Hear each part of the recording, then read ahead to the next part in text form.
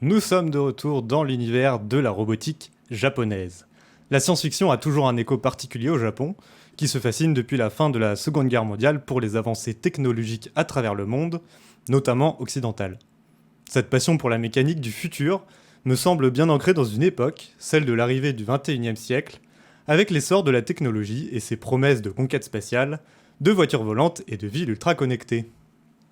Mais alors Evan, qu'est-ce que c'est que le genre mecha? Eh bien, le terme mecha vient de mécanique et désigne donc tout ce qui va concerner les machines et les robots.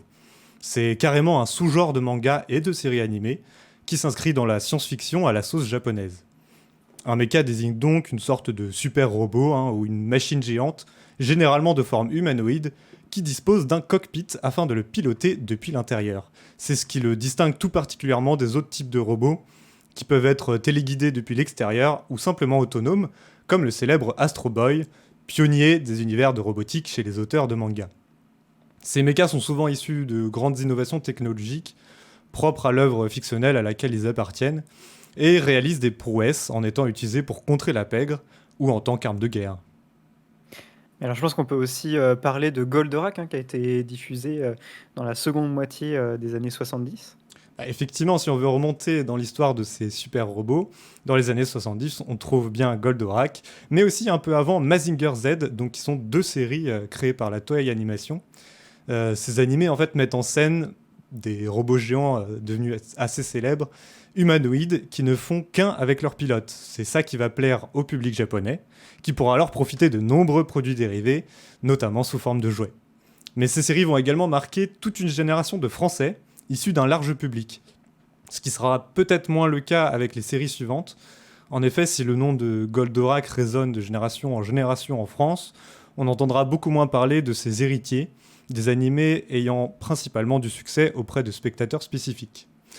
Malgré tout, on verra par la suite des grandes sagas rivales que sont Macross du studio Noé et Gundam des studios Sunrise.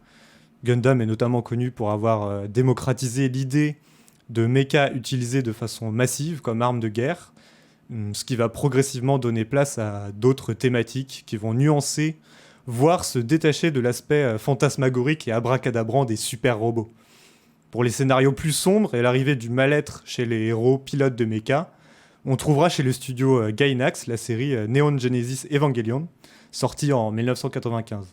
Cette fois-ci, les mechas ne sont même plus des machines, mais des êtres vivants avec lesquels le pilote connecte ses nerfs et ressent donc la douleur équivalente aux dégâts subis par le mecha en fait. Donc on arrive dans nos chères années 2000, où les différentes inspirations du genre mecha, qui oscillaient entre fantastique et réalisme, évoluent de plus en plus de la synthèse des genres jusqu'à parfois même la décentralisation de la thématique principale autour des robots. Je m'explique, c'est-à-dire que les animés comme Evangelion trouvaient difficilement leur place dans des catégories bien distinctes. On constate alors une sorte de synthèse qui réunit dans une même œuvre des caractéristiques qui viennent des différentes catégories. Et enfin, on observera l'arrivée d'animés qui décalent leur centre d'intérêt vers autre chose que les mechas en eux-mêmes, c'est-à-dire on s'intéresse moins à tout l'aspect mécanique et scientifique, pour vraiment se servir des mechas comme un outil presque commun qui va se fondre dans la narration en fait, et qui va laisser place à d'autres thématiques. Et c'est là que surgissent des séries comme Code Geass, où les mechas sont tout aussi répandus que des pions sur un échiquier, ou encore Gurren Lagann qui se sert de la parodie et de la surenchère pour pousser les codes du genre au-dessus de ses limites.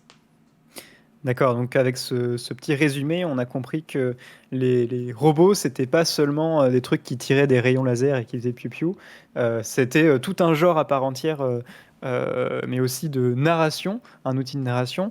Et donc, comment il évolue ensuite? En fait, effectivement, ce genre-là, mecha, il a un sacré lot de codes et de standards. On retrouve souvent certaines caractéristiques d'une série à l'autre, comme par exemple la question de la source d'énergie, le pilotage du mecha en soi, la synchronisation avec son mecha, entre le pilote et la machine.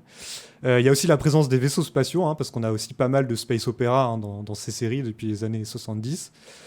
Et aussi, bien sûr, des personnages récurrents, comme les scientifiques, les commandants de vaisseaux ou d'armées, et puis bien sûr les gouvernants.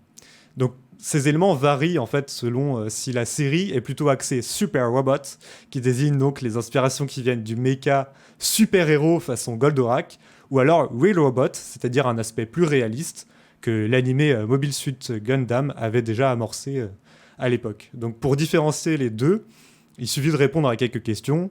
Est-ce que les munitions ou les armes sont infinies? Comment se matérialisent les dégâts sur le robot? Comment est produite l'énergie? Est-ce que c'est par batterie externe qu'on rentre dans la machine? Ou est-ce que c'est avec l'état mental du pilote, ça donne une influence sur l'énergie de la machine? On peut aussi s'interroger sur le ton de l'œuvre, hein, et les conséquences des actions du héros, qui peuvent être complètement positifs, du type le mal est vaincu, voilà, la justice, le mal est vaincu de manière assez manichéenne, ou alors au contraire provoquer des dommages collatéraux et des effets secondaires en fait, qui vont nuancer le manichéisme en fait. Mais comme je l'ai expliqué tout à l'heure, certaines œuvres ne peuvent pas être classifiées aussi simplement et font office de synthèse en unissant les caractéristiques propres à chacun des sous-genres. On retrouve néanmoins un peu partout certains messages et des visions quelque peu critiques sur la société contemporaine à chaque œuvre en fait. Le héros est souvent un jeune garçon qui découvre un monde d'adulte qui est peu désirable. La question c'est de savoir est-ce qu'il va préserver son âme, construire une autre vision du monde ou alors s'abandonner à ce monde rongé par la violence et parfois par l'orgueil démesuré des humains. Donc du coup, on l'a vu lors de la précédente émission, hein, mais du coup, Code Geass continue toujours, même si, à mon avis, c'est pas les mêmes audiences qu'il y avait à l'époque, et pour cause, parce qu'aujourd'hui, comment il se porte en fait le genre mecha? Ben, c'est vrai qu'aujourd'hui, quand on pense manga à succès, on a surtout en tête des shonen dans des mondes fantastiques hein, qui sont mais assez peu d'univers de science-fiction où ces étranges machines géantes font la loi. Il y a bien eu quelques animés plus récents comme Alnoa Zero en 2014 ou Darling in the Franxx en 2018, mais qui n'ont pas eu un succès si fort que ça, en tout cas peut-être pas à l'international. Mais rien qu'égale en tout cas le succès des séries mythiques qui existent depuis les années 70, hein, comme on a déjà cité, Goldorak, Mazinger Z, ou même Gundam, hein, qui est une saga qui est encore en cours d'ailleurs actuellement. Mais en fait, aujourd'hui, les gens continuent surtout de découvrir Evangelion, parce qu'il a fait beaucoup parler de lui, notamment parce que l'histoire originale s'est poursuivie jusqu'en août dernier, avec la sortie du quatrième film à l'international.